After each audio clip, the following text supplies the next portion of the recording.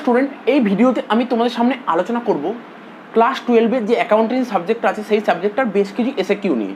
তবে আজকে যেই পেপার নিয়ে আমরা আলোচনা করব অর্থাৎ শিওর শর্ট পেপারে যে মডেল সেটগুলো আছে সেই সেটের এসএকিউগুলো নিয়ে আলোচনা করব। প্রথম কোশ্চেন তোমরা স্ক্রিনে দেখতে পাচ্ছ, কী লেখা আছে? ইকুইটি শেয়ার কাকে বলে? কী লেখা আছে? কোম্পানি আইনের ইকুইটি শেয়ার কাকে বলে? ইকুইটি শেয়ার কাকে বলে এটা যদি আমরা পড়ি, বলছে যে কোম্পানি আইনের 2013 সালের 43 নম্বর ধারার এ নম্বর উপধারা অনুযায়ী যেসব শেয়ার অগ্রাধিকার নয় তাকে ইকুইটি শেয়ার বলে। আবার বলছি, কোম্পানি আইনের 2013 সালের 43 এ ধারা অনুযায়ী যেসব শেয়ার অগ্রাধিকার নয় তাকে ইকুইটি শেয়ার বলে। নেক্সট বলেছে অনুমোদিত মূলধন কি?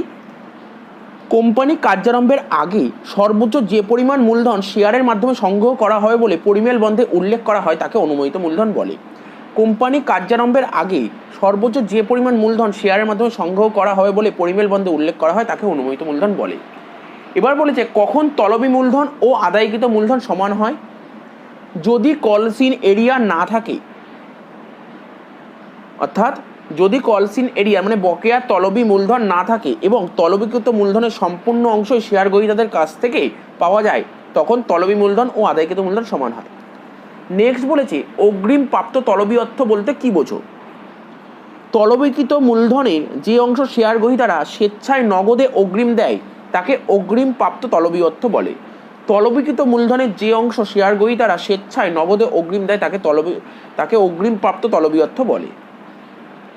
এবার বলেছে লাভ ক্ষতি বন্টন হিসাব কারা প্রস্তুত করে? অংশীদারি কোম্পানি শেয়ার হোল্ডারদের জন্য প্রস্তুত করা হয়। অংশীদারি আবার বলছি মানে মোট কথা তোমার কাছে জানতে চেয়েছে যে প্রফিট অ্যান্ড লস অ্যাপ্রোভিয়েশন অ্যাকাউন্ট কারা প্রস্তুত করে? পার্টনারশিপ বিজনেস যারা করে তারা, আর কোম্পানি যারা করে তারা, অর্থাৎ অংশীদার এবং কোম্পানি শেয়ার হোল্ডারদের জন্য এই পিএল অ্যাপ্রোভিয়েশন প্রস্তুত করা হয়। নেক্সট বলেছে উত্তোলনের উপর সুদ মানে ইন্টারেস্ট অন ড্রয়িংস লাভ ক্ষতি বন্টন হিসাবে কীভাবে দেখানো হয়? উত্তোলনের উপর সুদ অর্থাৎ ইন্টারেস্ট অন ড্রয়িংস পিএল অ্যাপ্রোভিয়েশন অ্যাকাউন্টের ক্রেডিট দিকে দেখানো হয়। নেক্সট বলেছে AS 26 অনুসারে কী ধরনের সুনাম হিসাবভুক্ত করা হয়? অর্থাৎ কী ধরনের সুনাম অ্যাকাউন্টিং স্ট্যান্ডার্ড 26-এ দেখানো হয়? পারচেস গুডউইল অর্থাৎ ক্রয় করা সুনাম। অংশীদারি পুনর্গঠনের দুটি কারণ, একটা অংশীদার প্রবেশ আর একটা অংশীদারের মৃত্যু। নেক্সট বলেছে AB share profits in 1:2 ratio. বিজনেসে দুজন পার্টনার ছিল A আর B, তাদের রেশিও ছিল 1:2। সেখানে নতুন একজন পার্টনার সিকে অ্যাডমিট করা হয়েছে, তার শেয়ার হচ্ছে 1/3, but C acquire his share entirely from B এবং সে তার পুরো শেয়ারটা বি থেকে পারচেস করে নিয়েছে। What will be new ratio? তো চলো অঙ্কটা করে নিক, ঠিক আছে? দেখো এখানে কোশ্চেন এটা বলেছিল দুজন পার্টনার ছিল এবং ব্যবসায় নতুন একজন পার্টনার অ্যাডমিট করে, তাই লিখলাম পার্টনার ABC, ঠিক আছে? তো আগে রেশিও ছিল 1:2, তাই লিখেছি 1/3, 2/3। সি তো কিছু ছিল না, ড্যাশ দিয়েছি। এবং সি যে নতুন পার্টনার তার শেয়ার ছিল 1/3। ও এই 1/3 শেয়ারটা কার থেকে বলছে? ও এই 1/3 পুরো শেয়ারটাই বিট থেকে নেবে। বিট ছিল 2/3, তার থেকে 1/3 নিয়ে নিলে কত? 1/3। আর এর নিউ রেশিও ছিল 1/3। এবার এটাকে নিউ রেশিও বের করতে বলছে 1/3, 1/3, 1/3 কাটাকাটি করলে কত হচ্ছে? কাটাকাটি করলে হচ্ছে 1:1:1। আশা করি বোঝা গেল। নেক্সট বলে যে নগদ সমতুল্য মানে ক্যাশ ইকুইভ্যালেন্ট কাকে বলে? ক্যাশ ইকুইভ্যালেন্ট হলো অধিক তারল্যযুক্ত লগ্নিপত্র যা অতি সহজেই নগদে রূপান্তরিত করা যায় এবং মূল্য পরিবর্তনের কম ঝুঁকি থাকে। উদাহরণ ক্যাশ, ব্যাংক আর মার্কেটেবল সিকিউরিটিস। আশা করি বোঝা গেল। নেক্সট বলেছে সাধারণ অংশীদারি প্রতিষ্ঠান বলতে কি বোঝো?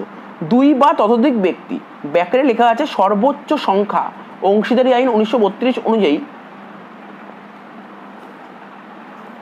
সীমাবদ্ধ, ঠিক আছে? আবার বলছি 2 বা ততোধিক ব্যক্তি, ব্যাকেটে লেখা আছে সর্বোচ্চ সংখ্যা অংশীদারি আইন 1932 অনুযায়ী সীমাবদ্ধ। মুনাফা অর্জনের উদ্দেশ্যে চুক্তি অনুযায়ী কোনো কারবার পরিচালনা করলে সেই কারবারকে সাধারণ অংশীদারি কারবার বলে।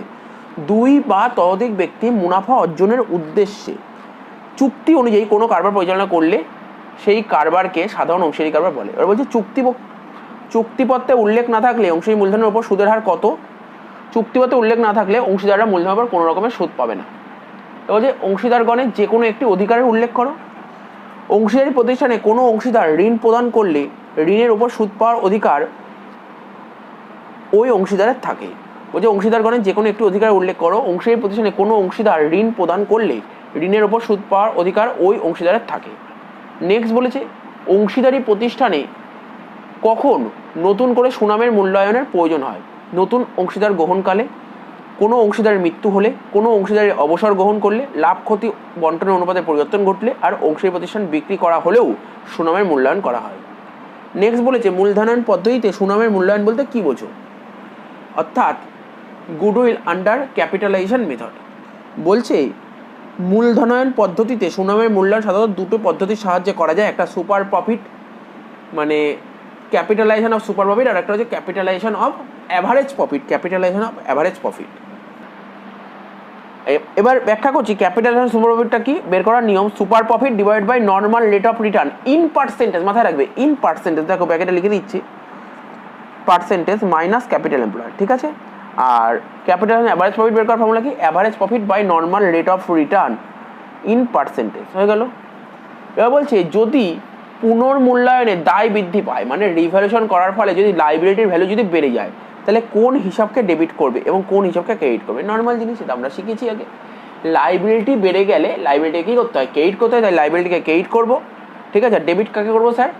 দেখো লাইবিলিটি বেড়ে যাওয়া মানে লস, আর লস হলে ডেবিট করতে হয়, এবং সেই ডেবিটটার নাম কী লিখবো? রিভ্যালুয়েশন। তাহলে আমি বললাম তোমাকে যদি রিভ্যালুয়েশন করার সময় যদি দেয় কোনো লাইবিলিটির ভ্যালু বেড়ে গেছে, জার্নাল কী লিখবে? Revaluation account debit two liability account. তারা বলেছে পুনর্মূল্যায়নজনিত মুনাফা অর্জিত হলে কীভাবে জাবেদা দাখিলা করবে? পুনর্মূল্যায়নজনিত মুনাফা মানে রিভ্যালুয়েশন প্রফিট, জার্নাল কী করব? কিছুক্ষণ আগেই বলেছি, কোনো কঠিন নয়, খুব ইজি, আগের সেটগুলো তো আলোচনা করা হয়েছে। Revaluation account debit two partners capital, মানে ওল্ড পার্টনার্স ক্যাপিটাল লেখাটা best. Revaluation account debit two old partners capital account. Next বলে যে পুনর্মূল্যায়নজনিত ক্ষতি হলে কীভাবে জাবেদা দাখিলা করবে? আচ্ছা, ক্ষতি উল্টে যাবে, জার্নাল হবে কি? Partners capital account debit two revaluation account, ঠিক আছে। তোমরা পার্টনার্স ক্যাপিটালের জায়গায় ওল্ড পার্টনার্স ক্যাপিটাল লিখতে পারো, old partners capital account debit two revaluation account. এইগুলো বোঝানোর কিছু নেই, কেন যেহেতু আমরা অ্যাডমিশন রিটায়ারমেন্ট অঙ্কগুলো পড়ে ফেলেছি, আমরা অঙ্কেরই ব্যাপারে এইগুলো জানি, তাই এগুলো খুব বেশি ডিটেলসে আলোচনা করা হচ্ছে না। বলছে অতিরিক্ত মূলধনের প্রয়োজন হলে অংশীদারি কারবারে অংশীদাররা কী করে থাকে? অতিরিক্ত মূলধনের প্রয়োজন হলে অংশীদারি কারবারে অংশীদাররা নতুন কোনো পার্টনারকে ইন্ট্রোডিউস করে, বা পুরনো যে পার্টনাররা ছিল তারা ফার্দার ক্যাপিটাল নিয়ে আসে। এবার যে পুঞ্জীভূত মুনাফা মানে বলতে পারো অ্যাকুমুলেটেড প্রফিট, বর্তমান অংশীদাররা পুরনো অনুপাতে ভাগ করে নেয়, এর জাবেদা দাখিলা লেখো। বলছে অ্যাকুমুলেটেড প্রফিট যে বর্তমান অংশীদাররা পুরনো অনুপাতে ভাগ করে নেয়, এর জাবেদা দাখিলা। দেখো অ্যাকুমুলেটেড প্রফিটটা কোথায় থাকে? ব্যালেন্সের লাইবিলিটি থাকে, ব্যালেন্সের লাইবিলিটি থেকে যদি কোনো প্রফিট থাকে সেই প্রফিটটা পুরনো পার্টনাররা ভাগ করে নেয়। তাহলে জার্নাল কী হয়? জার্নালটা হয় accumulated profit account debit two partners capital, ঠিক আছে। কি বললাম? Accumulated profit account debit two partners capital. একটু ভেঙে বললে এখানে যেটা লেখা আছে প্রফিট লাইবিলিটি সাইডের লাইবিলিটি সাইডে থাকে প্রফিট, কীভাবে লেখা থাকতে পারে? কখনো কখনো কোশ্চেনে অ্যাকুমুলেটেড প্রফিট লেখা থাকবে, তো কখনো কোনো কোশ্চেনে প্রফিট অ্যান্ড লস লেখা থাকবে। তো এখন ওই প্রফিটটাকে কেটে দিচ্ছি, প্রফিট লাইবিলিটি কাটতে গেলে ডেবিট করতে হয়, তাই লিখবো profit and loss account debit to, এই টাকাটা কারা পাবে? পার্টনাররা পাবে, তাই লিখবো পার্টনার্স ক্যাপিটাল। যেহেতু এটা ওল্ড পার্টনারে ডিস্ট্রিবিউট করা হয়, তাই লিখেছে ওল্ড পার্টনার্স ক্যাপিটাল অ্যাকাউন্ট।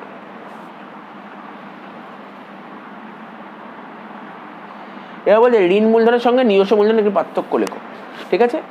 ঋণ মূলধন, ভোটাধিকারের কথা যদি বলি, ঋণ মূলধন সরবরাহকারীদের কোম্পানিতে ভোট দেওয়ার অধিকার থাকে না। মোট কথা ঋণ মূলধন যারা সরবরাহ করে তাদের ভোট দেওয়ার অধিকার থাকে না। অন্যদিকে নিজস্ব মূলধন সরবরাহকারীরা, ঠিক আছে, অর্থাৎ শেয়ার হোল্ডারদের কোম্পানিতে ভোটদানের অধিকার আছে, অর্থাৎ তারা ভোট দিতে পারে। নেক্সট বলেছে নগদ প্রবাহ বিবরণী একটি উদ্দেশ্য লেখা, অর্থাৎ ক্যাশ ফ্লো স্টেটমেন্ট একটি উদ্দেশ্য। বলছে নগদ প্রবাহ বিবরণীর মাধ্যমে পরিচালনগত অদক্ষতার কারণগুলি বিশ্লেষণ করা যায়, পরিচালনগত অদক্ষতার কারণগুলি বিশ্লেষণ করা যায়, ফলে আর্থিক ব্যবস্থাপকরা সঠিক সিদ্ধান্ত গ্রহণ করতে পারে। আবার বলছি নগদ প্রবাহ বিবরণী মানে ক্যাশ ফ্লো স্টেটমেন্ট একটি উদ্দেশ্য লেখো। ক্যাশ ফ্লো স্টেটমেন্টের মাধ্যমে পরিচালনগত অদক্ষতার কারণগুলি বিশ্লেষণ করা যায়, ফলে আর্থিক ব্যবস্থাপকরা সঠিক সিদ্ধান্ত গ্রহণ করতে পারে। নেক্সট বলেছে বিনিয়োগ সংক্রান্ত কার্যকলাপ কাকে বলে, অর্থাৎ ইনভেস্টিং অ্যাক্টিভিটিস। দীর্ঘমেয়াদী সম্পত্তিতে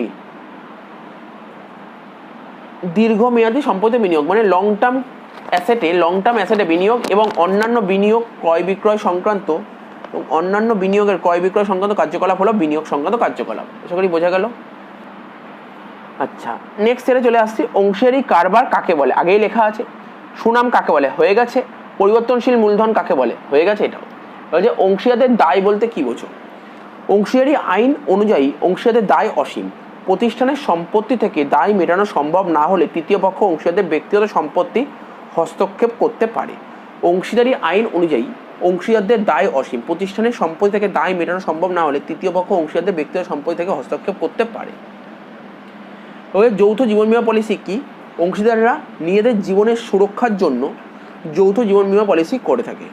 কোনো অংশীদারের অবসর গ্রহণকালে বা মৃত্যু ঘটলে যৌথ জীবন বীমা পলিসি তাদের পাওনা পেতে সাহায্য করে। নেক্সট বলি সঞ্চিতি মূলধন কাকে বলে? এটা আগে লেখা আছে।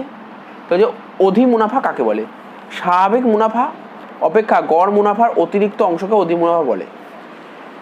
অর্থাৎ স্বাভাবিক মুনাফার তুলনায় যদি গড় মুনাফা বেশি হয়, স্বাভাবিক মুনাফার তুলনায় যদি গড় মুনাফা বেশি হয়, তখন সেই যে অতিরিক্ত অংশটাকেই বলা হয় অধি মুনাফা বা সুপার প্রফিট। একে প্রতিষ্ঠানের প্রত্যাশিত অর্জিত আয়ও বলে। নেক্সট বলি যে গুপ্ত সুনাম কাকে বলে? সুনামের বর্তমান মূল্য আছে কিন্তু তা ব্যালেন্স শিটে দেখানো নেই, এই রকম সুনামকে বলা হয় গুপ্ত সুনাম। নেক্সট বলি কারবারের সুনাম কি অলৌকিক সম্পত্তি? না, সুনাম একটি অস্পর্শনীয় স্থায়ী সম্পত্তি। এবার বলছে আদায়কৃত মূলধন সম্পর্কে ধারণা দাও। তলবিকৃত মূলধনের যে অংশ শেয়ার গ্রহীতাদের কাছ থেকে আদায় করা হয় তাকে আদায়কৃত মূলধন বলে। এবার সমহারে শেয়ার বিলি বলতে কি বোঝো? সমহারে শেয়ার বিলি বলতে বিলিখিত শেয়ারের সমান সংখ্যক শেয়ার, বিলিখিত শেয়ারের সমান সংখ্যক শেয়ারের জন্য শেয়ার গ্রহীতাদের কাছ থেকে আবেদনপত্র পাওয়াকে বোঝায়। সমহারে শেয়ার বিলি কাকে বলে? সমহারে শেয়ার বিলি বলতে বিলিখিত শেয়ারের সমান সংখ্যক শেয়ার বিলি, বিলিখিত শেয়ারের সমান সংখ্যক শেয়ারের জন্য শেয়ার গ্রহীতাদের কাছ থেকে আবেদন পাওয়াকে সমহারে শেয়ার বিলি বলে। নেক্সট বলি নগদ প্রবাহ বিবরণী কি? নগদ প্রবাহ, আচ্ছা বিবরণী বলেনি, নগদ প্রবাহ কি মানে ক্যাশ ফ্লোটা কি? নগদ প্রবাহ বলতে বোঝায় প্রতিষ্ঠানের আর্থিক বিনিয়োগ ও কার্যনির্বাহী সংগত কার্যকলাপের ফলে সৃষ্ট নগদ অর্থের আগমন ও নগদ নির্গমন। নগদ প্রবাহ বলতে প্রতিষ্ঠানে আর্থিক বিনিয়োগ ও কার্যনির্বাহী সংগত কার্যকলাপের ফলে সৃষ্ট নগদ আগমন ও নগদ নির্গমন। নেক্সট বলেছে প্রতিষ্ঠানে সুনামের উৎস কি? বলছে এসএকিউ এখান দিয়ে, আগেরগুলো দেখে লাভ নেই, আগেরগুলো এসএকিউ নয়। প্রতিষ্ঠানের সুনামের উৎস কি কি? দুটি উৎস, একটা কৃত সুনাম আর একটা স্বয়ংসৃষ্ট সুনাম, মানে একটা পারচেজ গুডউইল আর একটা সেলফ জেনারেটেড গুডউইল। নেক্সট বলেছে সুনাম মূল্যায়নের দুটি পদ্ধতি লেখো। একটা অধি মুনাফা পদ্ধতি, মূলধনায়ন পদ্ধতি আর গড় মুনাফা পদ্ধতি। নেক্সট বলে ত্যাগানুপাত মানে স্যাক্রিফাইসিং রেশিও কাকে বলে? প্রথমে বলছি স্যাক্রিফাইসিং রেশিও বের করার ফর্মুলা হচ্ছে old ratio minus new ratio. বলেছে যে অনুপাতে অংশীদাররা মুনাফার অংশ ত্যাগ করে তাকে ত্যাগানুপাত বলে। এবার বলছে শেয়ার বাজেয়াপ্তকরণ কাকে বলে? আবন্টন বা তলবের অর্থ দিতে না পারার কারণে খেলাপি শেয়ার গ্রহীতার শেয়ারের স্বত্বাধিকার কেড়ে নিয়ে তার নাম শেয়ার গ্রহীতার নামের তালিকা থেকে বাদ দেওয়াকে শেয়ার বাজেয়াপ্তকরণ বলে। এবার সাধারণ সঞ্চিতি কাকে বলে? দেখো এটা বইতে ঠিক লেখা নেই, এই সাধারণ সঞ্চিতি কাকে বলে এটা বইতে ঠিক লেখা নেই, আমি তোমাদের একটা বলে দিচ্ছি কাকে বলে সাধারণ সঞ্চিতি। অর্থাৎ জেনারেল রিজার্ভ, আমরা প্রতি বছর বা বলতে পারো আমরা বিজনেস থেকে ঠিক যতটা প্রফিট করি, প্রফিটের পুরো টাকাটা আমরা ডিস্ট্রিবিউট করে নিই না। পার্টনারশিপ হলে পার্টনারদের মধ্যে বা কোম্পানি হলে শেয়ার হোল্ডারদের মধ্যে কিছু পরিমাণ টাকা আমরা সঞ্চয় করে রাখি। এই যতটা পরিমাণ টাকা আমরা সঞ্চয় করলাম তাকেই আমরা জেনারেল রিজার্ভ বা সাধারণ সঞ্চিতি বলি। আচ্ছা স্থির মূলধন কাকে বলে? যে মূলধন হিসাব খাতে অংশীদাররা মূলধন হিসাবে যে অর্থ বিনিয়োগ করেছে শুধু তারই হিসাব লেখা হয় তাকে স্থির মূলধন হিসাব বলে। যে মূলধন হিসাব খাতে অর্থাৎ যে ক্যাপিটাল অ্যাকাউন্টে অংশীদাররা মূলধন হিসেবে যে অর্থ বিনিয়োগ করে শুধু তার হিসাবেই লেখা হয় তাকে স্থির মূলধন হিসাব বলে। অর্থাৎ ফিক্সড ক্যাপিটাল কাকে বলে? আমরা পার্টনারশিপ করেছিলাম ফান্ডামেন্টাল পার্টনারশিপ, সেখানে আমরা ফিক্সড ক্যাপিটাল ফ্লাকচুয়েটিং ক্যাপিটাল শিখেছিলাম। ফিক্সড ক্যাপিটালে আমরা দুটো অ্যাকাউন্ট ওপেন করতাম, একটা ক্যাপিটাল অ্যাকাউন্ট একটা কারেন্ট অ্যাকাউন্ট। ঠিক আছে, এখানে স্থির মূলধন জানতে চেয়েছে, অর্থাৎ ক্যাপিটালটা কোথায় রাখতাম, ওখানে আমরা পার্টনার্স ক্যাপিটাল রাখতাম আর বাকি সমস্ত কারেন্ট অ্যাকাউন্ট রাখতাম। এখানে তাই বলেছে স্থির মূলধন কাকে বলে? যে ক্যাপিটাল অ্যাকাউন্টে অংশীদাররা মূলধন হিসেবে যে অর্থ বিনিয়োগ করেছে, ঠিক আছে, সেটা যখন লেখা হয় অর্থাৎ বলতে পারো শুধু তার হিসাব যেই অ্যাকাউন্টে লেখা হয় তাকেই বলে স্থির মূলধন হিসাব। সম্ভাব্য মুনাফা কি? প্রতিষ্ঠানের মালিক বা অংশীদাররা ভবিষ্যতে যে পরিমাণ মুনাফার প্রত্যাশা করে, প্রতিষ্ঠানের মালিক বা অংশীদাররা ভবিষ্যতে যে পরিমাণ মুনাফার প্রত্যাশা করে তাকে সম্ভাব্য মুনাফা বলে। এবার বলছে অগ্রাধিকার শেয়ার কাকে বলে? যে শেয়ারে নির্দিষ্ট হারে লভ্যাংশ পাওয়ার ও কোম্পানি অবসায়নের সময় শেয়ার মূল্য ফেরত পাওয়ার অগ্রাধিকার পায় তাকে অগ্রাধিকার শেয়ার বলে। এবার বলেছে অংশীদারি পুনর্গঠন কাকে বলে? অংশীদারি চুক্তিপত্র অংশীদারদের মধ্যে সম্পর্ককে সংজ্ঞায়িত করে। কোনো কারণে এই সম্পর্কে পরিবর্তন ঘটলে তখন তাকে অংশীদারি কারবারের পুনর্গঠন বলে। এবার যে প্রাইভেট প্লেসমেন্ট অ্যাট শেয়ার কাকে বলে? প্রাইভেট প্লেসমেন্ট অ্যাট শেয়ার বলতে সরাসরি বিনিয়োগকারীদের সঙ্গে যোগাযোগের মাধ্যমে শেয়ার বিক্রি করাকে বোঝায়। সরাসরি বিনিয়োগকারীদের সঙ্গে যোগাযোগের মাধ্যমে শেয়ার বিক্রি করাকে বোঝায়। নেক্সট বলেছে রিভ্যালুয়েশন অ্যাকাউন্ট কাকে বলে? কি লিখবো? রিভ্যালুয়েশন অ্যাকাউন্ট কাকে বলে? পরিবেশ ও পরিস্থিতি অনুযায়ী অংশীদাররা সম্পত্তি ও দায়সমূহের মূল্যের পরিবর্তন ঘটায়। যে হিসাবের মাধ্যমে এই পরিবর্তন লিপিবদ্ধ করা হয় তাকে রিভ্যালুয়েশন অ্যাকাউন্ট বলে। এবার যে নির্বাহ সংক্রান্ত কার্যকলাপের দুটি উদাহরণ দাও। অ্যান্সার কি লিখতে পারো তোমরা? স্টক এর মূল্য হ্রাস, মানে বলতে পারো ডিক্রিজ ইন স্টক, আর একটা বলতে পারো increase in creditors.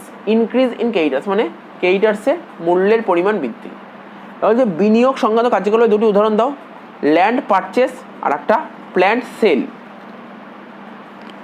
Next question বলেছে সুনামের মূল্যায়ন করতে হয় কেন? ঠিক আছে, অ্যান্সার কি লেখা আছে? যদি প্রতিষ্ঠানটি অন্য ব্যক্তির কাছে বিক্রয় করা হয়। যদি আমি আমার বিজনেসটা অন্য কারোর কাছে বিক্রি করি তখনই আমি গুডউইল ভ্যালুয়েশন করব। এবার বলেছে অধিকতর মুনাফা কীভাবে নির্ণয় করতে হয়? মানে সুপার প্রফিট।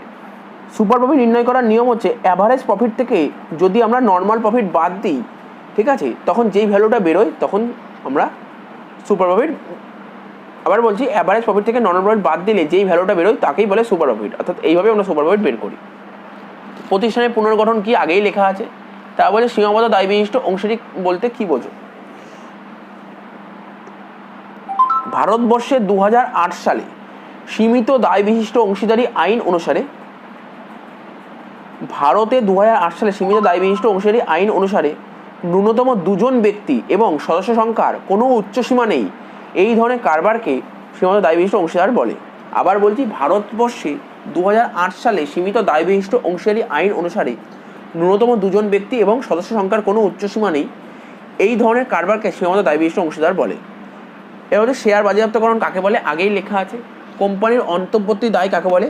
মালিক বা মালিক পক্ষের কাছে কোম্পানির যে দায় থাকে তাকে কোম্পানির অন্তর্বর্তী দায় বলে।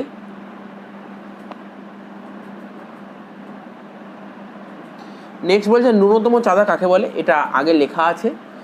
নেক্সট বলছে আন্ডার সাবস্ক্রিপশন অফ শেয়ার কি? লেখো কোম্পানি বিলিযোগ্য শেয়ারের তুলনায় শেয়ার গ্রহীতাদের কাছ থেকে কম শেয়ারের আবেদন পাওয়াকে কম আবেদন গ্রহণ বলে। কোম্পানি বিলিযোগ্য শেয়ারের তুলনায় শেয়ার গ্রহীতাদের কাছ থেকে কম শেয়ারের আবেদন পাওয়াকে কম আবেদন গ্রহণ বলে। এবার বলছে AS 26 অনুযায়ী কী ধরনের সুনাম হিসাব বইতে দেখানো হয়? কৃত সুনাম। শেয়ার ওয়ারেন্ট কোন কোম্পানি বিলি করতে পারে? Public limited company. পুনর্মূল্যায়ন হিসাবখাত কি? আগেই লেখা হয়ে গেছে। এবার যে অংশীদারি কারবারে লোকসান হলে কীভাবে তা বন্টন করবে? অংশীদারি কারবারে মানে পার্টনারশিপ বিজনেসে যদি লস হয়, তাহলে কীভাবে বন্টন করবে? অর্থাৎ PL অ্যাপ্রোর কথা বলছে। অর্থাৎ প্রফিট অ্যান্ড লস অ্যাপ্রোপ্রিয়েশন অ্যাকাউন্টের প্রফিট ডেবিট দিকে বেরোতো, লস ক্রেডিট দিকে বেরোতো। তাহলে তুমি জার্নাল লিখবে কি? Partners capital account debit. ঠিক আছে, partners capital account debit to profit and loss appropriation account. Partners capital account debit to profit and loss appropriation account.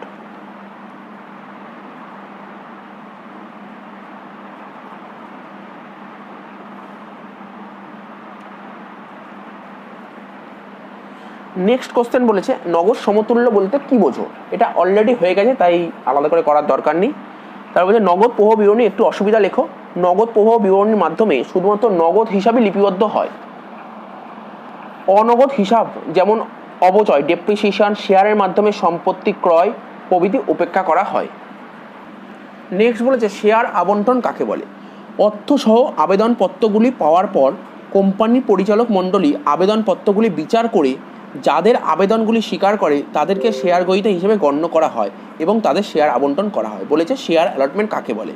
মানে অ্যাপ্লিকেশানগুলো পাওয়ার পর, মানে অ্যাপ্লিকেশান মানির যে টাকাটা, অর্থাৎ অ্যাপ্লিকেশান মানি পাওয়ার পর কোম্পানির যারা ডিরেক্টর আছে, ঠিক আছে, সেই অ্যাপ্লিকেশানগুলি বিচার করবে।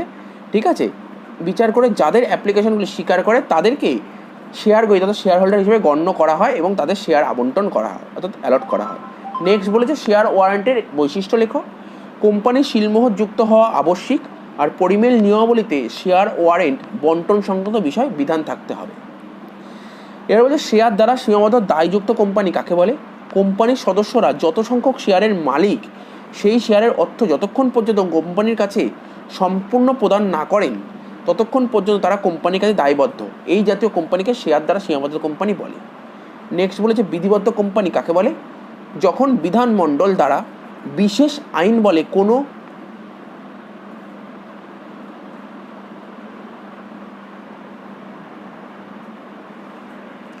যে কোশ্চেনটা পড়তে পড়তে একটু আটকে গেছিলাম সেটা হচ্ছে বিধিবদ্ধ কোম্পানি কাকে বলে। লেখাটা একটু ভুল লেগেছিল আমার। বলেছে যখন বিধানমণ্ডল দ্বারা বিশেষ আইন বলে কোনো কোম্পানি গঠিত হয় তখন সেই কোম্পানিকে বিধিবদ্ধ কোম্পানি বলে, যেমন আরবিআই, এসবিআই, এলআইসি। নেক্সট বলেছে হোল্ডিং কোম্পানি কাকে বলে? তো অ্যান্সার কি বলবো, হোল্ডিং কোম্পানি কাকে বলে? ভারতীয় কোম্পানি আইনের 4 নম্বর ধারা 4 নম্বর উপধারা অনুযায়ী একটি কোম্পানিকে হোল্ডিং কোম্পানি বলা হবে তখনই যদি অন্য কোম্পানির উপর তার নিয়ন্ত্রণ থাকে। তো ঠিক আছে, এ কটা করলাম। এরপরে আমি আরও কোশ্চেন আলোচনা করছি, এইগুলো তোমরা সব অলরেডি খাতায় কপি করে নাও। কোশ্চেনটা নিয়ে আলোচনা করা যাক। পরবর্তী কোশ্চেনটা হলো অংশীদারির দুটি ধারা লেখো। অংশীদারির ধারা তো অনেকগুলোই আছে, আমাকে এখানে দুটি ধারা লিখতে বলি। আমি কি লিখবো? অংশীদারি আইন 1932 অনুযায়ী দুটি ধারা হলো কোনো অংশীদারকে বেতন বা দস্তুরি, দস্তুরি বলতে তোমরা কি বোঝো জানো তো? বেতন তো স্যালারি, আর দস্তুরি বলতে কমিশনকে বোঝায়, প্রদান করা যাবে না। কোনো অংশীদারকে বেতন বা দস্তুরি প্রদান করা যাবে না। এটা কত নম্বর ধারায় বলেছে? 13 নম্বর ধারার এ উপধারা। আর একটা কি বলেছে? অংশীদারগণের মধ্যে প্রতিষ্ঠানের লাভ বা ক্ষতি সমহারে বন্টিত হবে। এটা কত নম্বর ধারায় বলেছে? 13 নম্বর ধারার বি নম্বর উপধারা। নেক্সট বলেছে মুনাফার ওপর ছাড় ও মুনাফা বন্টনের মধ্যে দুটি পার্থক্য লেখো। তো মুনাফার ওপর ছাড় কি বলেছে? মুনাফার ছাড় হলো প্রতিষ্ঠানের ক্ষয়ক্ষতি বা সংস্থান। কি বললাম? মুনাফার ছাড় হলো প্রতিষ্ঠানের ক্ষয়ক্ষতি বা সংস্থান, অর্থাৎ মুনাফার ছাড়কে আমরা ভবিষ্যৎ ব্যবস্থা বলে গণ্য করা হয়। আমাকে কোশ্চেন জানতে যে মুনাফার ছাড়ের সঙ্গে মুনাফার বন্টনের পার্থক্য লেখো। মুনাফার ছাড়ের সঙ্গে মুনাফার বন্টনের পার্থক্য লেখো। একটা পয়েন্ট তো তোমরা বলতেই পারো, সবাই বলতে পারবে মুনাফার ছাড়। মুনাফার ছাড় জিনিসটা কি? মুনাফার ছাড়কে ভবিষ্যৎ ব্যবস্থা বলে গণ্য করা হয়। এর পেছনে লজিকটা কি? মুনাফার ছাড় হলো প্রতিষ্ঠানের ক্ষয়ক্ষতি বা সংস্থান, আর মুনাফার বন্টন কি? মুনাফার বন্টনকে সঞ্চিতি বলা হয়, কারণ মুনাফার বন্টন সংক্রান্ত বিষয়গুলি অংশীদারদের দাবি বা সঞ্চিতি। তার মানে আমি আবার বলছি, মুনাফার ছাড় ও মুনাফার বন্টনের মধ্যে আমাকে জানতে যে দুটি পার্থক্য লেখো। দুটি পার্থক্য লেখো। তুমি কি বলে? মুনাফার ছাড় হলো ভবিষ্যৎ ব্যবস্থা আর মুনাফার বন্টন হচ্ছে সঞ্চিতি। আচ্ছা, আর একটা মুনাফার ছাড় প্রতিষ্ঠানের লাভ বা ক্ষতি যাই হোক না কেন মুনাফার ছাড় নির্ধারণ করা বাধ্যতামূলক, আর মুনাফার বন্টন প্রতিষ্ঠানের লাভ হলে তবেই মুনাফার বন্টন করা হয়। আরও একটা পয়েন্ট বলছি, খুব সোজা। মুনাফার ছাড় পিএল অ্যাকাউন্টের ডেবিটে দেখানো হয়, আর মুনাফার বন্টন পিএল অ্যাপ্রোপ্রিয়েশন অ্যাকাউন্টের ডেবিটে দেখানো হয়। তাহলে তোমাকে দুটো পার্থক্য বলি, সবচেয়ে সোজা পার্থক্য বলছি। মুনাফার ছাড় পিএল অ্যাকাউন্টের ডেবিটে, মুনাফার বন্টন পিএল অ্যাপ্রোপ্রিয়েশন ডেবিটে, একটা পয়েন্ট। আর একটা প্রতিষ্ঠানের লাভ বা ক্ষতি যাই হোক না কেন মুনাফার ছাড় নির্ধারণ করা বাধ্যতামূলক, আর মুনাফার বন্টন কোম্পানিতে বা বলতে পারো প্রতিষ্ঠানে, অংশীদার প্রতিষ্ঠানে মুনাফা হলেই মুনাফার বন্টন করা হয়। তো বোঝা গেল। আর একটা পয়েন্ট যেটা প্রথমে বলেছিলাম, মুনাফার ছাড় ভবিষ্যৎ ব্যবস্থা, মুনাফার ছাড় হচ্ছে ভবিষ্যৎ ব্যবস্থা বলে গণ্য করা হয়, মুনাফার বন্টন সঞ্চিতি বলে গণ্য করা হয়। নেক্সট বলেছে সুপার প্রফিট মেথডে সুনামের মূল্যায়নের সূত্রটি লেখো। তো গুডউইল বের করার অনেকগুলো মেথড, সুপার প্রফিট হচ্ছে একটা মেথড। তো সুপার প্রফিট মেথডে গুডউইল কী করে বের করতে হয়? বের করার নিয়ম, goodwill equal to super profit into number of year of purchase. Goodwill equal to super profit into number of year of purchase. Next বলেছে নিষ্ক্রিয় অংশীদার কাকে বলে? যে অংশীদার কারবারে মূলধন নিয়োগ করেন এবং লাভ লোকসানের অংশ আনুপাতিক হারে বুঝে পান বা বলতে পারো বুঝে নেন, কিন্তু কারবার পরিচালনায় কোনো প্রকার সক্রিয়ভাবে অংশগ্রহণ করে না, তাকে নিষ্ক্রিয় অংশীদার বলে। আমি যদি উদাহরণ বলি, ধরো 3 জন পার্টনার এ বি সি 3 জন মিলে বিজনেস স্টার্ট করেছে।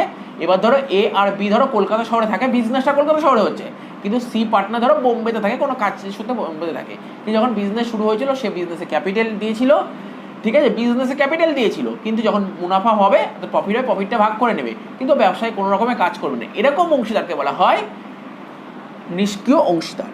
এবার বলছে মূলধন সঞ্চিতি কাকে বলে? মূলধন জাতীয় মুনাফা থেকে যে সঞ্চিতি সৃষ্টি করা হয় তাকে বলে মূলধন সঞ্চিতি।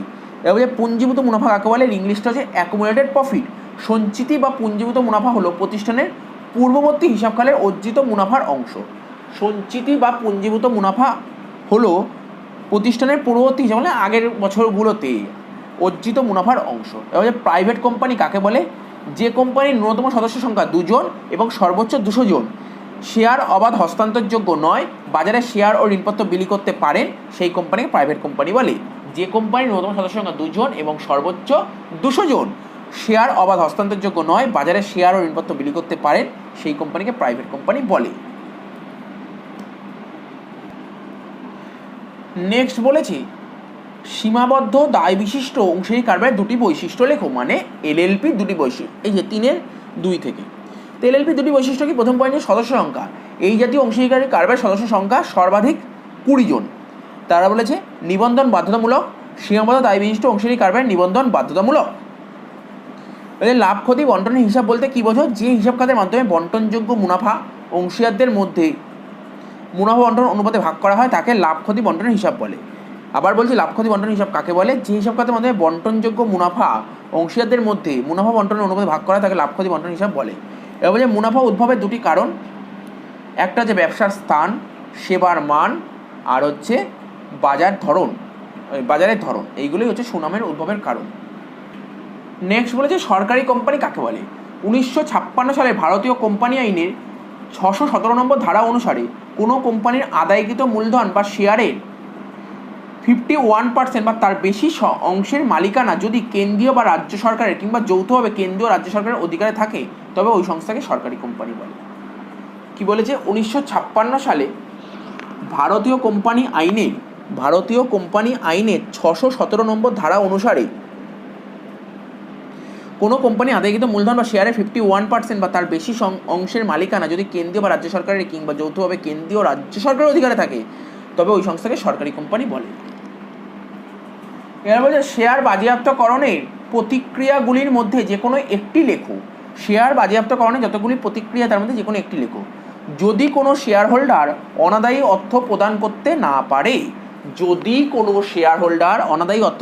না পারে, তবে তার নাম সদস্য নামের রেজিস্টার থেকে বাদ যায় এবং তার সদস্য হিসেবে কোম্পানির কাছে কোনো দাবি থাকে না। এটাই হচ্ছে শেয়ার বাজেয়াপ্তকরণের একটা প্রতিক্রিয়া, তুমি বলতে পারো। এবার যদি বাজেয়াপ্ত শেয়ার অপহারে পুনর্বিলি করা হয় সেক্ষেত্রে জাবেদা দাখিলাটি কী হবে? অর্থাৎ ফরফিটেড শেয়ার থাকে না, সেটা যখন রিইস্যু করে, ডিসকাউন্ট রিইস্যু করে জার্নাল কী হবে? Sir bank account debit, share ফরফিটেড account debit to share capital. Next বলেছে আভ্যন্তরীণ দায় কি? এটা আগেই লেখানো আছে, অর্থাৎ অন্তর্দায় বলে একটা কোশ্চেন লেখা ছিল, সেটাই লিখবে। তারপর বলেছে পরিবর্তনশীল মূলধন পদ্ধতিতে প্রত্যেক অংশীদারের নামে কটি হিসাব খাত থাকে ও কী কী? একটি হিসাব খাত থাকে এবং সেই একটা হিসাব খাতের নাম হচ্ছে পার্টনার্স ক্যাপিটাল অ্যাকাউন্ট। এবার সিকিউরিটিস প্রিমিয়াম বাবদ প্রাপ্ত অর্থ ব্যবহার করা যাবে এমন একটি উদ্দেশ্য উল্লেখ করো। Issue of fully paid bonus share. এবার বলছে স্বয়ংভূত সুনাম কি? কারবারি প্রতিষ্ঠানের ধারাবাহিক ক্রিয়াকর্মের ফলে মুনাফা অর্জনের জন্য যে সুনাম উদ্ভূত হয় তাকে স্বয়ংভূত সুনাম বলে। এবার কৃত সুনাম কি? উদাহরণ দাও। অর্থ প্রদানের মাধ্যমে যে সুনাম অর্জন করা হয় তাকে কৃত সুনাম বলে। এবার তুমি যদি উদাহরণ জানতে চাও, উদাহরণ তো এখানে লেখা নেই, আমি বলে দিচ্ছি। আজকে আমি একটা কোনো কোম্পানির বা আজকে আমি কারোর একটা বিজনেস কিনে নিলাম, 1 লাখ টাকার বিজনেসটা কিনে নিলাম, 1 লাখ টাকার বদলেই আমি তাকে 1.5 লাখ টাকা দিলাম, এই যে 50,000 টাকা এক্সট্রা দিলাম, এটাকেই বলে পারচেস গুডউইল বা কৃত সুনাম। নেক্সট বলে মুনাফা বন্টন অনুপাতের পরিবর্তন হিসাবকালের কোন সময় ঘটতে পারে? নতুন অংশীদার প্রবেশের সময়, অংশীদারের অবসর গ্রহণকালে, অংশীদারের মৃত্যু হলে। এরপরের কোশ্চেন বলছে কয়েকটি অব্যবসায়িক ব্যয়ের উদাহরণ দাও। ঠিক আছে, উদাহরণ বলবে interest expenses, damage cost to fire. ঠিক আছে, এই দুটো তুমি পয়েন্ট বলতেই পারো।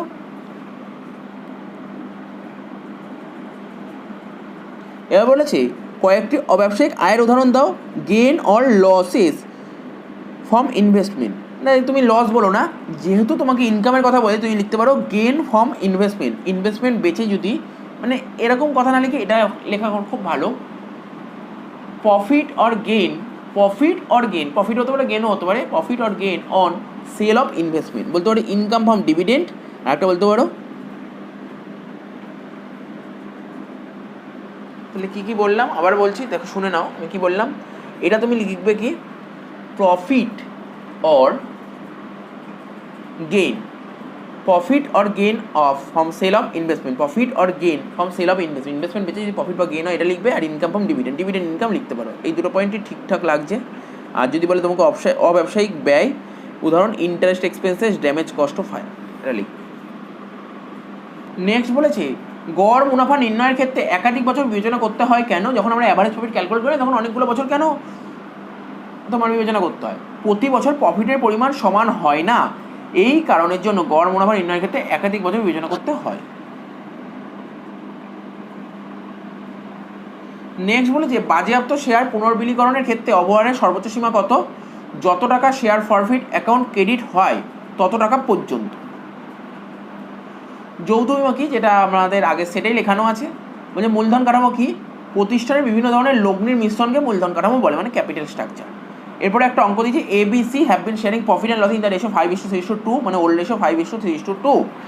বি রিটায়ার করেছে অ্যান্ড দেয়ার নিউ রেশিও হচ্ছে 7:3। বলছে calculate gaining ratio, gaining ratio বের করার ফর্মুলা জানি, new ratio minus old ratio. এর নিউ রেশিও কত হবে? 7/10, আর বি তো হবে না, বি তো রিটায়ার করেছে, সি 3/10। এর ওল্ড রেশিও 5-3-2, মানে 5/10, 3/10, 2/10, তাহলে এর 5/10 আর সির 2/10। 7/10 থেকে 5/10 বাদ দিলে 2/10, 3/10 থেকে 2/10 বাদ দিলে 1/10, তাহলে গেনিং রেশিও কত হবে?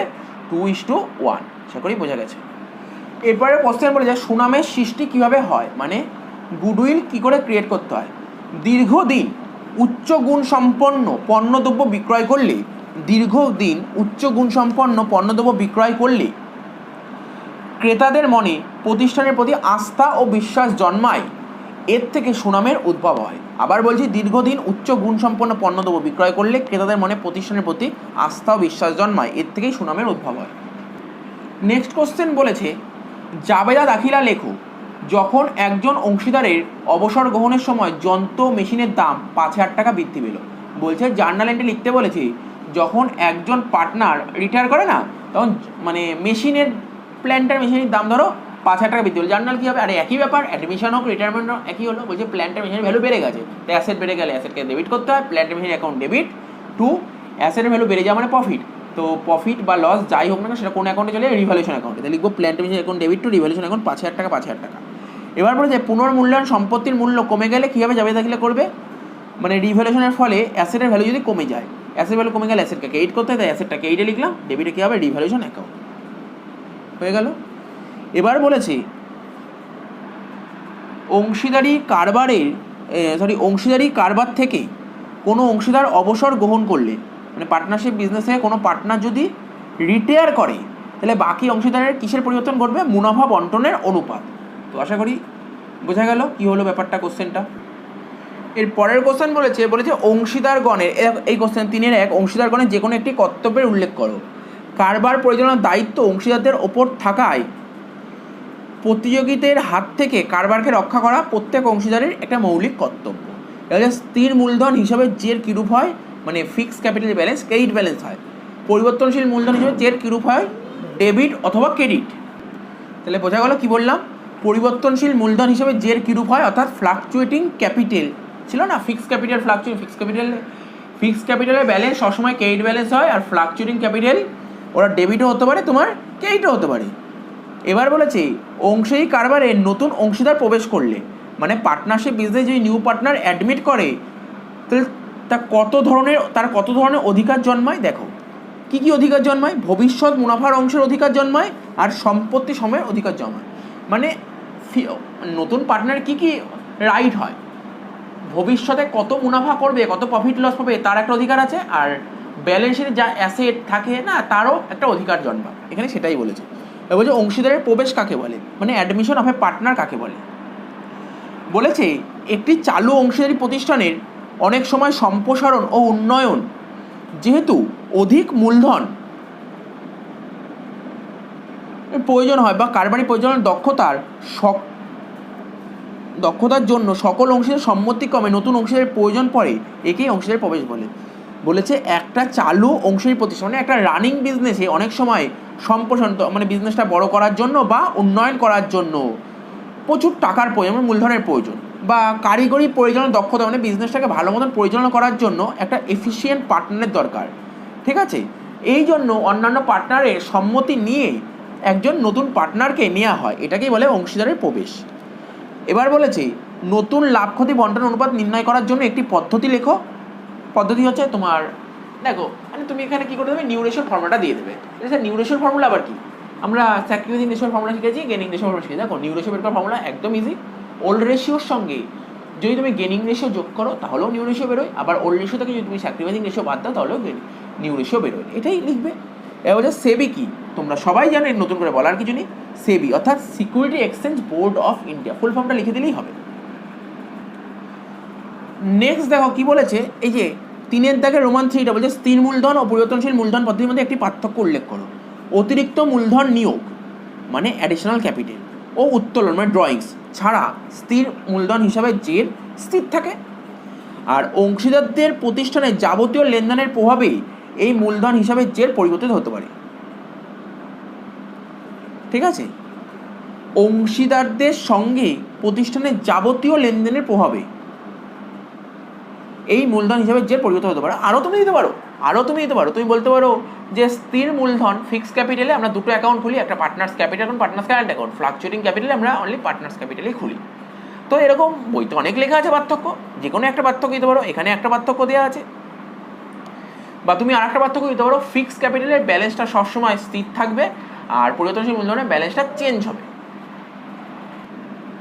নেক্সট কোশ্চেন বলেছে গড় মুনাফা বলতে কী বোঝো, মানে অ্যাভারেজ প্রফিট। প্রতিষ্ঠানের বিগত কয়েক বছরের মুনাফার অঙ্কগুলিকে বর্ষ সংখ্যা দিয়ে ভাগ করলে তাকে গড় মুনাফা বলে। একদম ইজি, লাস্ট কয়েক বছরের প্রফিটগুলোকে তুমি যোগ করবে, যোগ করে যতগুলো বছরের প্রফিট দিয়ে সেটাকে যদি ভাগ করে দাও তাহলে তোমার গড় মুনাফা বেরিয়ে যাবে। তাই লিখেছি এখানে গড় মুনাফা মানে average profit equal to total profit divide by number of years. ঠিক আছে, এখানে কি লেখা আছে, মোট মুনাফার পরিমাণ বাই বর্ষ সংখ্যা। এবার বলছে অংশীদারদের অবসর গ্রহণ বলতে কি বোঝায়। অংশীদারি প্রতিষ্ঠান থেকে কোনো অংশীদারের অবসর নেওয়াকেই অংশীদার অবসর গ্রহণ বলে। অর্থাৎ অংশীদারের অবসর গ্রহণ বলতে বোঝায় যে ওই প্রতিষ্ঠানে ওই ব্যক্তি যার অংশীদার হিসেবে, যে ওই প্রতিষ্ঠানে ওই ব্যক্তি আর, এটা লেখা আছে আর অংশীদার হিসেবে থাকতে পারবে না, অংশীদার হিসেবে থাকতে পারবে না। ঠিক আছে, হয়ে গেল এই কোশ্চেনটা। তারপরে বলেছিল নিবন্ধিত কোম্পানি কাকে বলে, কোশ্চেনটা রিপিট আছে তো সুতরাং এটা আর বলছি না। নেক্সট বলেছে অধীনস্থ কোম্পানি কাকে বলে, মানে সাবসিডিয়ারি কোম্পানি। আমি তোমাদের একটা উদাহরণ বলে দিই, তারপর বলছি সাবসিডি কোম্পানি, তোমরা নিজেরাই বলতে পারবে। আগের একটা পেজে হোল্ডিং কোম্পানি ছিল, এই পেজে সাবসিডি কোম্পানি। দেখো খুব ইজি জিনিস, দুটো কোম্পানি উদাহরণ দিচ্ছি, একটা ধরো ভোডাফোন কোম্পানি আর একটা ধরো হাজ কোম্পানি। আগে হাজ কোম্পানি ছিল, সেই কোম্পানিটার নামকরণ চেঞ্জ হয়ে এখন হয়েছে ভোডাফোন কোম্পানি। ঠিক আছে, যদিও ভোডাফোন কোম্পানি এখন পরবর্তী সময় হয়ে গেছে VI, ভোডাফোনের আইডিয়া মিলে হয়েছে। তো আমি হাজ আর ভোডাফোনের কথা বলছি। ধরো হাজ কোম্পানি, আমি ধরি মার্কেটে আগে 10,000খানা শেয়ার ছিল, মার্কেটে 10,000টা শেয়ার ছিল। সেই হাজ কোম্পানি খুব একটা ভালো মতন চলছিল না, তাই ভোডাফোন কোম্পানি ওই কোম্পানির 7,000খানা শেয়ার কিনে নিয়েছে। আমি অ্যাজামশান, আমি উদাহরণের খাতিরে ধরছি, এক্স্যাক্ট ফিগার এটা নাও হতে পারে। তো হাজ কোম্পানি 10,000খানা শেয়ার ছিল, তার মধ্যে ভোডাফোন কোম্পানি 7,000খানা শেয়ার কিনে নিয়েছে। তার মানে হাজ কোম্পানির যতগুলো শেয়ার ছিল ভোডাফোন কোম্পানি তার কতগুলো শেয়ার কিনেছে, 7,000টা শেয়ার কিনেছে। এখানে কতগুলো শেয়ার কিনেছে দেখো, 10,000টা শেয়ারের মধ্যে 7,000টা শেয়ার কিনে নিয়েছে। তার মানে কত পার্সেন্ট শেয়ার কিনেছে, তোমরা যদি একটু যদি ভালো করে ভাবার চেষ্টা করো, 70% শেয়ার কিনেছে। 10,000-এর মধ্যে 7,000টা শেয়ার কিনেছে, তার মানে কত, একে কত 7,000 বাই 10,000, তাহলে 100 কত 70 হচ্ছে, 70% শেয়ার কিনে নিচ্ছে। একটা কোম্পানি যদি আরেকটা কোম্পানির 50%-এর বেশি শেয়ার কিনে তখন তাকে হোল্ডিং কোম্পানি বলে। তাহলে বোঝা গেল হোল্ডিং কোম্পানি কাকে বলে। আচ্ছা, হোল্ডিং কোম্পানি কে, হাজ কোম্পানি, তোমার ভোডাফোন কোম্পানি হাজ কোম্পানির 70% শেয়ার কিনেছে। এখানে ভোডাফোন কোম্পানি হচ্ছে হোল্ডিং কোম্পানি, আর যেই কোম্পানি শেয়ার কিনে নেয় তাকে বলে সাবসিডিয়ারি কোম্পানি বা অধীনস্থ কোম্পানি। তাহলে আশা করি তোমরা বুঝতে পারলে অধীনস্থ কোম্পানি কি। এখানে দেখো লেখা আছে ভারতীয় কোম্পানি আইনের 4 নম্বর ধারার 1 নম্বর উপধারা। কি বললাম, 4 নম্বর ধারার 1 নম্বর উপধারায় কি বলা হয়েছে, প্রথম কোম্পানিকে অধীনস্থ কোম্পানি বলা হবে যদি দ্বিতীয় কোম্পানি প্রথম কোম্পানিকে নিয়ন্ত্রণ করে। প্রথম কোম্পানিকে অধীনস্থ কোম্পানি বলা হবে যদি দ্বিতীয় কোম্পানি প্রথম কোম্পানিকে নিয়ন্ত্রণ করে। শেয়ার আবন্টন কাকে বলে, এটা আগের সেটাই লেখানো আছে, তো সুতরাং এটা বলছি না। নেক্সট কোশ্চেন বলছে ঐচ্ছিক অংশীদারি কারবার কাকে বলে। ঠিক আছে, অংশীদারি আইন 1932 সে 7 নম্বর ধারা অনুযায়ী অংশীদারদের ইচ্ছা অনুসারে যে কারবারের বিলোপ সাধন ঘটে তাকে ঐচ্ছিক অংশীদারি কারবার বলে। নেক্সট বলছে অংশীদারি কারবারকে কটি ভাগে ভাগ করা যায়, কী কী? অংশীদারি কারবারকে সাধারণত 5টি ভাগে ভাগ করা যায়। ঠিক আছে, একটা সাধারণ অংশীদারি কারবার, পরিমিত দায়যুক্ত অংশীদারি কারবার, ঠিক আছে তো, নির্দিষ্ট মেয়াদি অংশীদারি কারবার, ঐচ্ছিক অংশীদারি কারবার আর নির্দিষ্ট অংশীদারি কারবার। তাহলে কী কী বললাম? সাধারণ অংশীদারি কারবার সাধারণত 5 ভাগ করা যায়। একটা হচ্ছে সাধারণ অংশীদারি কারবার, একটা হচ্ছে তোমার পরিমিত দায়যুক্ত অংশীদারি কারবার, একটা নির্দিষ্ট মেয়াদি অংশীদারি কারবার, একটা ঐচ্ছিক অংশীদারি কারবার, এক নির্দিষ্ট অংশীদারি কারবার। এবার যে অন্যান্য স্থায়ী সম্পদের সঙ্গে সুনামের পার্থক্য কোথায়? মানে অন্যান্য স্থায়ী সম্পত্তি মানে বুঝতেই পারছো ফিক্স হয়, মানে বলতে পারো ভালো কথা ট্যাঞ্জিবল অ্যাসেট। ট্যাঞ্জিবল অ্যাসেটের সঙ্গে গুডউইলের ডিফারেন্সটা কোথায়? ট্যাঞ্জিবল অ্যাসেট মানে ফিক্স, যে কোনো স্থায়ী সম্পত্তিকে ট্যাঞ্জিবল অ্যাসেটসই বলে, আর গুডউইল হচ্ছে ইনট্যাঞ্জিবল, মানে তোমার ট্যাঞ্জিবল অ্যাসেটের সঙ্গে ইনট্যাঞ্জিবল অ্যাসেটের পার্থক্য কোথায়? ট্যাঞ্জিবল অ্যাসেটকে তোমরা টাচ করতে পারবে, চোখে দেখতে পারবে, কিন্তু ইনট্যাঞ্জিবল অ্যাসেটকে তোমরা টাচও করতে পারবে না, চোখেও দেখতে পারবে না। এটাই বেসিক পার্থক্য। বলছে অন্যান্য স্থায়ী সম্পত্তিকে চোখে দেখা যায় ও স্পর্শ করা যায়, কিন্তু সুনামকে চোখেও দেখা যায় না, স্পর্শ করা যায়, শুধু অস্তিত্ব অনুভব করা যায়। নেক্সট, সুনাম মূল্যায়নের সমস্যা কি? অন্যান্য সম্পত্তির ন্যায় বা ধরো অন্যান্য সম্পত্তির মতো সুনামকে বাজারজাত করা যায় না, অর্থাৎ বাজারে নিয়ে মূল্য যাচাই করা যায় না, বাজারে নিয়ে গিয়ে মূল্য যাচাই করা যায় না। তাই সুনামের মূল্যায়ন বড়ই বিচিত্র, ঠিক আছে, বিতর্কিত ও আনুমানিক বিষয়। এছাড়া সুনামের মূল্যায়নের কোনো বিজ্ঞানসম্মত পদ্ধতি এখনও পর্যন্ত আবিষ্কৃত হয়নি। আবার বলছি, অন্যান্য সম্পত্তির মতো সুনামকে বাজারজাত করা যায় না, অর্থাৎ বাজারে নিয়ে গিয়ে মূল্য যাচাই করা যায় না। তাই সুনামের মূল্যায়ন বড়ই বিচিত্র, বিতর্কিত ও আনুমানিক বিষয় ছাড়া, আনুমানিক, ঠিক আছে, কি বললাম? আনুমানিক বিষয়, এখানে একটা দাড়ি দেবে। এছাড়া সুনামের মূল্যায়নের কোনো বিজ্ঞানসম্মত পদ্ধতি এখনও পর্যন্ত আবিষ্কৃত হয়নি। এবার বলেছি পুরনো মুনাফা বন্টনের অনুপাত কাকে বলে?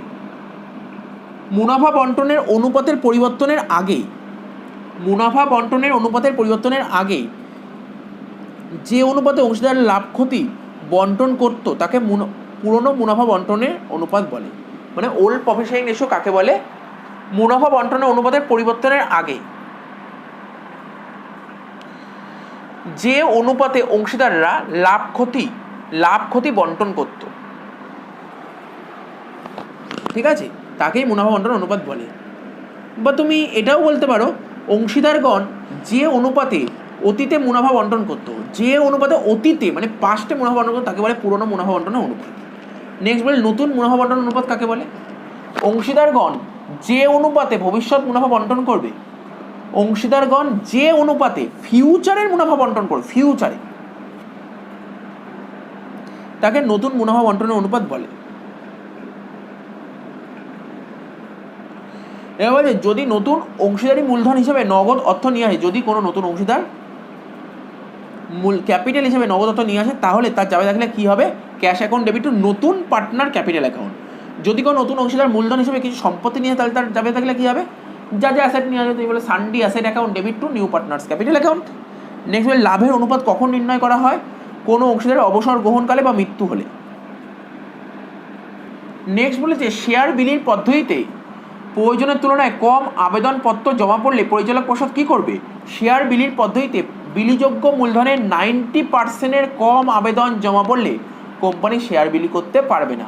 পরের কোশ্চেন ঋণপত্র শেয়ারের মধ্যে একটি পার্থক্য লেখো। এটা রিপিটেড কোশ্চেন, তবু আমি বলে দিচ্ছি। ঋণপত্র, ঠিক আছে, আর কি বলেছে? শেয়ার। ঋণপত্র মানে ডিবেঞ্চার, আর শেয়ার হচ্ছে তোমার, তো বুঝতেই পারছো।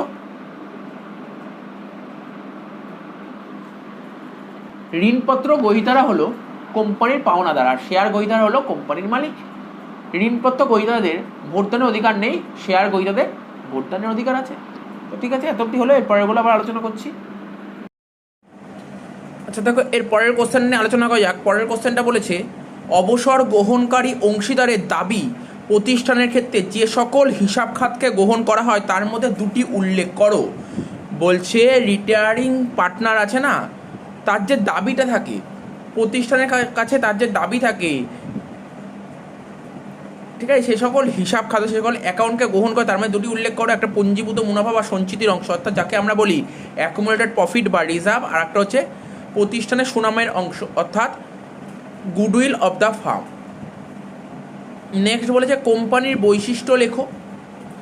কোম্পানির দুটো বৈশিষ্ট্য লিখতে বলেছে। একটা তো আইনের দ্বারা সৃষ্ট, আইনের দ্বারা নিবন্ধনের পর কোম্পানি গঠিত হয়, নিবন্ধনের পর কোম্পানি আইনগত স্বীকৃতি লাভ করে। আর একটা পয়েন্ট বলছে পৃথক সত্তা। কোম্পানির একটি পৃথক সত্তা বর্তমান কোম্পানির কাজকর্ম পৃথক ও স্বতন্ত্র সত্তা নিয়ে কাজকর্ম করে।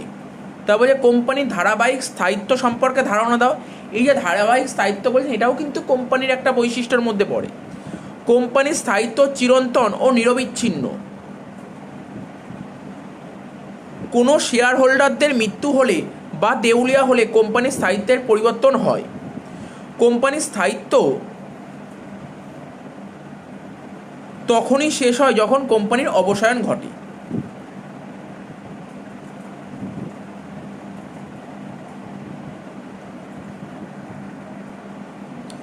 নেক্সট বলেছে প্রাইভেট কোম্পানির সদস্য সংখ্যা সম্পর্কে ধারণা দাও। প্রাইভেট কোম্পানির সর্বনিম্ন সদস্য সংখ্যা 2 জন এবং সর্বোচ্চ সদস্য সংখ্যা 200 জন। নেক্সট বলেছে কোম্পানির নিবন্ধিত কার্যালয় কি? প্রতিটি কোম্পানি যোগাযোগ রক্ষার জন্য নির্দিষ্ট একটি স্থানে নির্দিষ্ট একটি কার্যালয় থাকে। এর ফলে যে কোনো ব্যক্তি বা অন্য কোনো কোম্পানি সংশ্লিষ্ট কোম্পানির সঙ্গে প্রয়োজনে যোগাযোগ করতে পারে। এবার বলেছে একজন মালিক বিশিষ্ট কোম্পানি কি? কোম্পানি আইন 2013 2 নম্বর ধারার 62 নম্বর উপধারা অনুযায়ী কোনো এক নতুন ধরনের কোম্পানির প্রবর্তন হয়েছে। একে একজন মালিক বিশিষ্ট কোম্পানি বলে। এই কোম্পানিতে একজন মাত্র সদস্য থাকবে। সর্বনিম্ন মূলধন 1 লক্ষ টাকা, সর্বাধিক 50 লক্ষ টাকা। নেক্সট বলেছে বাজেয়াপ্ত শেয়ার পুনরায় অবহারে বিলি করা হলে শেয়ার প্রতি বার্তার সর্বোচ্চ পরিমাণ কত হতে পারে? বাজেয়াপ্ত শেয়ার মানে ফরফিট শেয়ার যদি আমরা আবার রিইস্যু করি, সেটা ডিসকাউন্ট যদি রিইস্যু করি, তাহলে শেয়ার প্রতি মানে একটা শেয়ার প্রতি ডিসকাউন্টে সর্বোচ্চ পরিমাণ কত হতে পারে? শেয়ার ফরফিচার অ্যাকাউন্টে যত টাকা ব্যালেন্স আছে তার বেশি কখনোই হতে পারে না। নেক্সট বলেছি শেয়ার বাজেয়াপ্ত করলে শেয়ার মূলধনকে কি পরিমাণে ডেবিট করতে হয়? Number of share into money so called up. এবার বলেছি সুনামের সেলামি কি, অর্থাৎ প্রিমিয়াম ফর গুডউইল কি? দেখো, গুডউইল বাবদ প্রদেয় অর্থকে প্রিমিয়াম ফর গুডউইল বলে। বলেছে গেনিং পার্টনার এই সুনাম বাবদ প্রিমিয়ামের টাকাটা দেবে। গেনিং পার্টনার, যেই পার্টনার গেন করবে সেই এই টাকাটা দেবেন, এবং ত্যাগী অংশীদার অর্থাৎ স্যাক্রিফাইসিং পার্টনার এই সুনাম বাবদ সেলামিটা পাবেন। আচ্ছা, এটাকে আর এক রকমভাবেও তোমরা লিখতে পারো। এটা তো খুব ইজি বললাম। এখানে কি বললাম? এখানে বললাম গুডউইলের টাকাটা কে পেমেন্ট করবে? এই গুডউইলের টাকাটা পেমেন্ট করবে গেনিং পার্টনার। কাকে পেমেন্ট করবে? স্যাক্রিফাইসিং পার্টনারকে। এই যত টাকা পেমেন্ট করা হয় একেই বলা হয় প্রিমিয়াম ফর গুডউইল। দেখো নিচে আর একটা সংজ্ঞা লেখা আছে, সুনামের গুডউইল কি, সুনামের সেলামি অর্থাৎ প্রিমিয়াম ফর গুডউইল কি? নতুন অংশীদারের ভবিষ্যৎ মুনাফার অংশে অধিকার অর্জনের জন্য পুরনো অংশীদারের কিছু মুনাফার অংশ ত্যাগ করতে হয়। পুরনো অংশীদারগণ তাদের এই অংশ ত্যাগের প্রতিদান হিসেবে উপযুক্ত পরিমাণের মূল্য পেয়ে থাকে, তাকে সুনামের সেলামি বলে। দেখো, আগে দুজন পার্টনার মিলে বিজনেস করছিল, এখন বিজনেসে নতুন একজন পার্টনার অংশগ্রহণ করলো। তো বিজনেসে যে নতুন পার্টনার অংশগ্রহণ করলো, ও তো বিজনেসে কিছুটা প্রফিট নিতে চায়। ও প্রফিট নেওয়ার জন্য পুরনো পার্টনার বলতে পারো যে স্যাক্রিফাইসিং পার্টনারদের কিছু অংশ ত্যাগ করতে হয়। ঠিক আছে, স্যাক্রিফাইসিং পার্টনার কিছুটা ত্যাগ করছে, তো তাই জন্য বিজনেসে একটা প্রিমিয়ামের টাকা নিয়ে আসতে হয়। এটাকেই বলা হয় প্রিমিয়াম ফর গুডউইল। এটা আমরা যখন অ্যাডমিশন অফ পার্টনার ধরেছিলাম, সেখানে গুডউইল ট্রিটমেন্ট যেখানে ছিল, প্রিমিয়াম ফর গুডউইল জিনিসটা সম্পর্কে আমরা ইন ডিটেলসে আলোচনা করেছিলাম। ঠিক আছে, বিজনেসে অর্থাৎ ব্যালেন্স শিটে যত টাকা অ্যাসেট আছে, অ্যাসেটের ভাগ বসানোর জন্য নতুন পার্টনার ক্যাপিটাল নিয়ে আসে। আর গুডউইলের টাকাটা কেন নিয়ে আসে? বিজনেসে যে প্রফিট হবে ফিউচারে, সেই প্রফিটের ভাগটা বসানোর জন্য প্রিমিয়ামের টাকাটা নিয়ে আসে। আশা করি ব্যাপারটা পুরো ক্লিয়ার করাতে পারলাম। নেক্সট বলেছে অংশীদারি চুক্তিপত্রে অংশীদারদের মূলধনের ওপর সুদের বিষয় কোনো উল্লেখ না থাকলে তুমি কি পরামর্শ দেবে? মূলধনের ওপর সুদ প্রদান না করাই পরামর্শটাই দেব। বুঝে, বর্তমানে অংশীদারি আইন কোন সময় প্রবর্তিত হয়? 1932 সালে। এবার বলেছে পোরাটা অ্যালটমেন্ট কি? শেয়ারের জন্য অতিরিক্ত আবেদন জমা পড়লে কোম্পানির পরিচালক মণ্ডলী আনুপাতিক হারে শেয়ার বন্টন করবে। এক্ষেত্রে আবেদনের অতিরিক্ত অর্থ ফেরত না দিয়ে তা আবন্টনের সঙ্গে সমন্বয় সাধন বা অ্যাডজাস্টমেন্ট করতে হবে, একেই প্রোরাটা অ্যালটমেন্ট বলে। এবার যে অর্থ সংক্রান্ত কার্যকলাপ কি? অর্থ সংক্রান্ত কার্যকলাপ হলো মালিকানা মূলধন ও প্রতিষ্ঠানের ঋণের পরিবর্তন সংক্রান্ত কার্যকলাপ। আর একটা ইজি জিনিস, শেয়ার ইস্যু, অর্থাৎ ইস্যু অফ শেয়ার, সেই করে শেয়ার হতে পারে, বিভিন্ন শেয়ার হতে পারে। আর কি বলতে পারো, ইস্যু অফ লোন বা বলতে পারো ইস্যু অফ ডিবেঞ্চার্স। আশা করি বোঝা গেল। এবার বলেছে যদি বাজেয়াপ্ত শেয়ার অবহারে পুনর্বিলি করা হয় সেক্ষেত্রে জার্নালটি কি হবে? জার্নাল লিখবে, অর্থাৎ রিইস্যু শেয়ারে জার্নাল লিখতে বলেছে। জার্নাল লিখবে bank account debit, share forfeiture account debit to share capital account. Next বলেছে ইদুর সুনাম কি? উদাহরণ দাও। বলছে ইঁদুর যেমন নির্দিষ্ট কোনো জায়গায় না থেকে চারিদিকে ধাবমান হতে থাকে, তেমন কিছু ক্রেতা আছে যারা নির্দিষ্ট প্রতিষ্ঠানের প্রতি আস্থা না রেখে বিভিন্ন প্রতিষ্ঠান থেকে দ্রব্য ক্রয় করেন, এর ফলে উদ্ভূত সুনামকে ইঁদুর সুনাম বলে। নেক্সট বলেছে নির্বাহ কার্যকলাপের, নির্বাহ সংক্রান্ত কার্যকলাপের দুটো উদাহরণ, অর্থাৎ অপারেটিং অ্যাক্টিভিটিসের দুটো উদাহরণ জানতে চেয়েছে। তুমি কি বলতে পারো? কালেকশন ফ্রম ডেটার্স আর ক্যাশ সেলস। আরও অনেক পয়েন্ট হয়, আমি দুটো পয়েন্ট বললাম। এবার একটা কোশ্চেন বলেছি, নতুন অংশীদারকে কেন প্রিমিয়াম ফর গুডউইল হিসাবে অংশী প্রতিষ্ঠানকে অর্থ দিতে হয়? কিছুক্ষণ আগেই বললাম নিউ পার্টনার কেন প্রিমিয়াম ফর গুডউইল প্রতিষ্ঠানকে দেয়। দেখো, ফিউচারে দুজন মিলে বিজনেস করছিল, বিজনেসে নতুন একজন পার্টনার অ্যাডমিট করলো, তো নতুন পার্টনার যে অ্যাডমিট করলো ফিউচারে বিজনেসে যা প্রফিট হবে তার প্রফিটের কিছু ভাগ তো ও নেবে, ঠিক আছে? তো দেখো, আগে যে দুজন পার্টনার ছিল তারা এতদিন ধরে বিজনেসটাকে দাঁড় করালো, সেই প্রফিট তো ওদেরই পাওয়ার কথা, কিন্তু বিজনেসে নতুন পার্টনার চলে সেও তো প্রফিটের ভাগ বসাবে, ঠিক আছে? এই কারণের জন্য প্রফিটের ভাগ বসানোর জন্য পুরনো পার্টনারদের বা বলতে পারো অংশীদার প্রতিষ্ঠানকে একটা কিছুটা জিনিস স্যাক্রিফাইস করতে হয় বা বলতে পারো কম্পেনসেশন দিতে হয়, ক্ষতিপূরণ দিতে হয়, ঠিক আছে? এই ক্ষতিপূরণটাই হচ্ছে প্রিমিয়াম ফর গুডউইল। আশা করি ব্যাপারটা বুঝতে পেরেছো। নেক্সট বলেছে কেন সত্য ত্যাগ করে। দেখো, বাংলার চেয়ে ইংলিশটা বোঝো। স্যাক্রিফাইসিং রেশিও অনুপাত গণনা করতে হয় কেন? ত্যাগানুপাত নির্ধারণের উদ্দেশ্য হলো পুরনো অংশীদারকে তাদের ত্যাগের অনুপাতে নতুন অংশীদার, অর্থাৎ যার অনুকূলে অনুপাতের অংশ ত্যাগ করা হয়েছে ক্ষতিপূরণ বাবদ অর্থ প্রদান করে থাকে। আরও সোজাভাবে আমি বলি, এখানে তো বইয়ের লেখা আছে, আমি যদি একটু সোজা করে বলি, স্যাক্রিফাইসিং রেশিও কেন গণনা করতে হয়? সিম্পল জিনিস, পুরনো পার্টনাররা নতুন পার্টনারকে তো জায়গা ছাড়তে হয়, নতুন পার্টনারকে কতটা জায়গা ছাড়বে, অর্থাৎ ওরা যতটা স্যাক্রিফাইস করে ততটা ছাড়ে। এবং কেন স্যাক্রিফাইসিং রেশিও বের করতে হয়? পুরনো পার্টনাররা যে নতুন পার্টনারকে জায়গা ছাড়লো না, তার জন্য নতুন পার্টনার গুডউইল বাবদ যেই টাকাটা নিয়ে আসে, প্রিমিয়াম ফর গুডউইল, সেই টাকাটা তারা স্যাক্রিফাইসিং রেশিওতে ভাগ করে নেয়, ঠিক আছে? ব্যাপারটা তোমাকে নিজেকে গুছিয়ে লিখতে হবে। স্যাক্রিফাইসিং রেশিও আমরা কেন গণনা করি, ঠিক আছে? বা স্যাক্রিফাইসিং রেশিও থেকে আমরা এটাও জানতে পারি যে পুরনো পার্টনাররা কতটা অংশ ছেড়েছে নতুন পার্টনারের জন্য। বা এটাও বলতে পারো স্যাক্রিফাইসিং রেশিওর সাহায্যে আমরা কি করতে পারি? প্রিমিয়াম ফর গুডউইলের টাকাটা স্যাক্রিফাইসিং রেশিওর সাহায্যে আমরা ভাগ করতে পারি। এবং যে স্যাক্রিফাইসিং রেশিও এবং গেনিং রেশিও দুটি পার্থক্য লেখো। একটা হচ্ছে প্রতিষ্ঠানে নতুন অংশীদার গ্রহণকালে স্যাক্রিফাইসিং রেশিও নির্ণয় করা হয়, আর কিছু অংশীদার অবসর গ্রহণকালে গেনিং রেশিও নির্ণয় করা, অর্থাৎ অ্যাডমিশনের সময় স্যাক্রিফাইসিং রেশিও আর রিটায়ারমেন্টের সময় গেনিং রেশিও। স্যাক্রিফাইসিং রেশিওর formula old ratio minus new ratio, আর গেনিং রেশিওর formula new ratio minus old ratio. এবার বলছে শেয়ার মূলধন কি?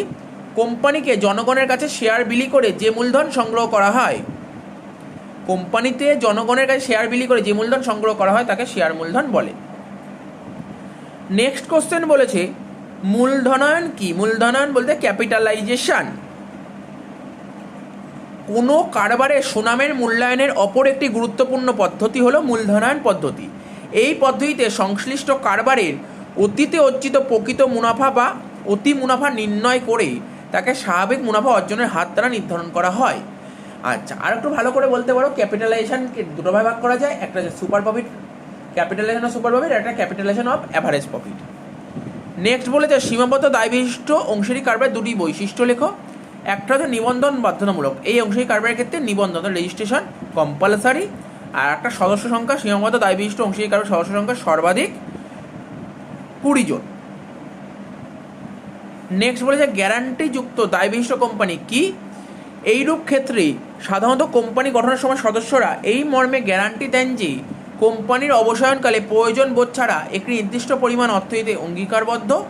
কোম্পানি স্মারকলিপিকে সদস্যদের গ্যারান্টির পরিমাণ উল্লেখ থাকে এবং কোম্পানির বিলোপ সাধনকালে ছাড়া তারা কোনো অর্থ প্রদান করে না। এবার বলছে স্টক কি?